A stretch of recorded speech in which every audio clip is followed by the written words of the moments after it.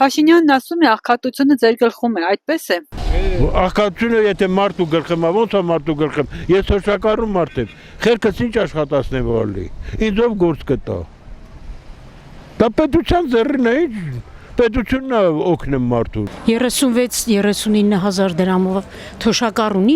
ինչ անի։ Չէ, ինչի չկա, եթե թոշակառուն ստանում է 30,000 դրամ, ոնց կարող աղքատություն չլինի։ 30,000 դրամով ոնց ապրի մարդը։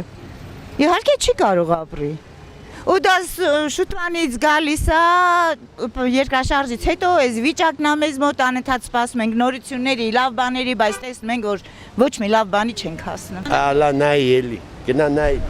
Սա աղքատն էլի։ Ով կաստի հարուստ։ Մեկը ասում է, մեկը չասում, ես վախելու չունեմ ու ճիշտ էլ ասում եմ։ Թող իմացածը տեղ հասնի, թող իմանա, որ տենց երգիր չեն պահում։ Աղքատությունը շատ է, եթե էլ ասեմ, կաշառակերությունն էլ ավելացել է հիմա։ Դե Փաշինյանի մարդկանց գլխում է։